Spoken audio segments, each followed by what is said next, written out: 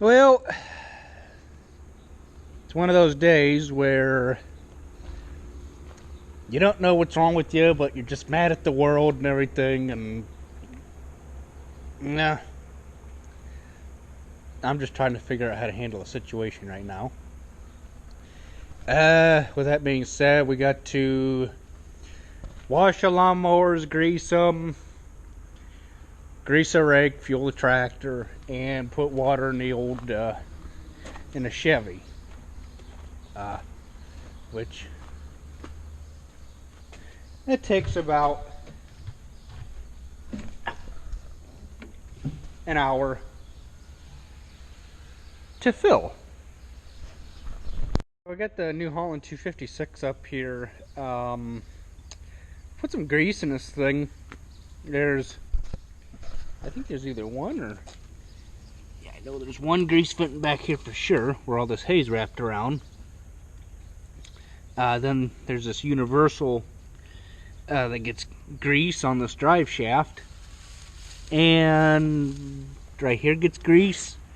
Just basically every moving part. For those of you that know rakes and grease and holy jumping, it's looking a little wore, but oh well. Like right there's a grease fitting that thing gets grease, and right there again, and just all over. So, well, are you gonna help this time or just ignore? Okay, thought I was gonna get some help. You guys ever noticed like how when you get done greasing, it just like leaves a film on your hands after you get all cleaned up and everything? Got that greased. I'm gonna put that over there by the building, and gonna go grease some lawnmowers so we can wash them after we grease them, because you don't want to go greasing stuff right after you wash it. It just, not in my opinion though, just doesn't. You got to spend more time getting the grease off and after you wash it, and my thing is grease it before you wash it. So, or maybe we better wash them first, at least this one. Yeah, that one too, because I gotta take the covers off to get to the pulleys to grease them.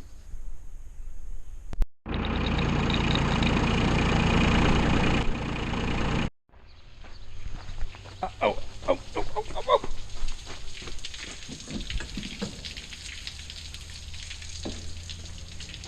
Crap. Oh boy. Well, I got this thing in here. There's supposedly a grease fitting. Yeah, there's one there for the drive shaft. And there's one here for these tires that get grease. And man,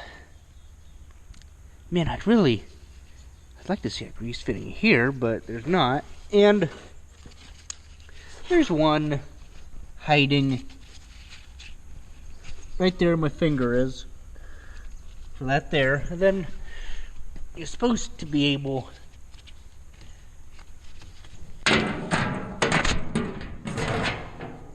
then there's some in here I know of for this stuff here. There's no grease fittings in there.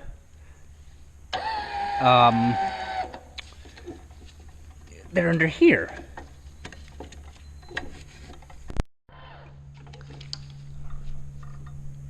Well, crap.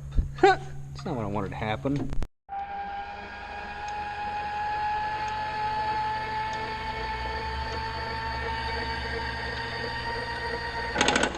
Apparently there's no grease fittings under there to grease. Got the one going under there for the drive shaft, and the two back there for tires, and got these two up here. So, done with this one. Now on this New Holland, so what I do is start with these spindles. Even though they got a hole here for the grease fitting, I still like to take the cover off to grease. Even though it's like a mile down in there. And that is what takes care of that spindle there. On this one, you got to pull the deck to get to the drive shaft, which is a POS. But we don't grease the drive shaft. We do grease. There's grease fittings here for these pedals. They get grease. The front end, right there for the oscillation, that gets grease. And the same on the other side. You got to take. They put these stupid ports in here to grease from, but I'd assume just take the cover off, so that way you can look at the belts and look at everything else, and look at all the dirt that's left in here and stuff, and yeah, get to greasing. Let's see.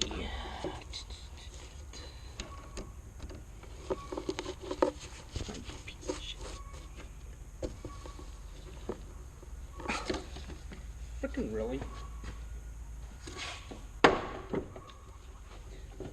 I guess you gotta put the deck down so you can get to the darn things.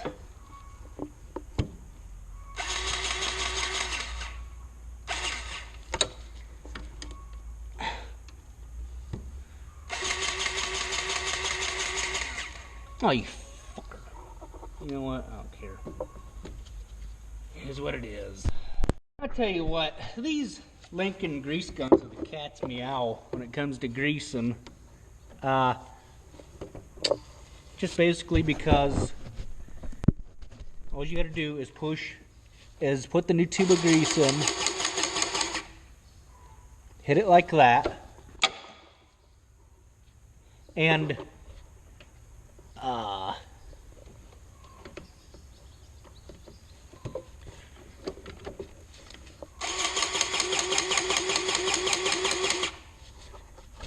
yeah, put the new tube in, hit the button, hit the trigger, and away she's pumped.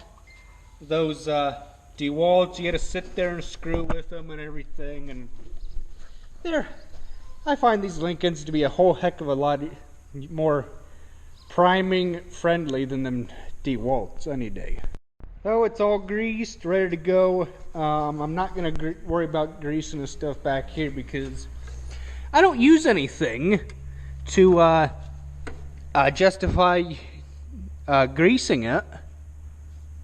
Actually, there aren't any grease fittings on this. Huh. Okay. That's weird, but go ahead and put the covers back on it and we'll put it away. Okay, so I need to look for some fluid film.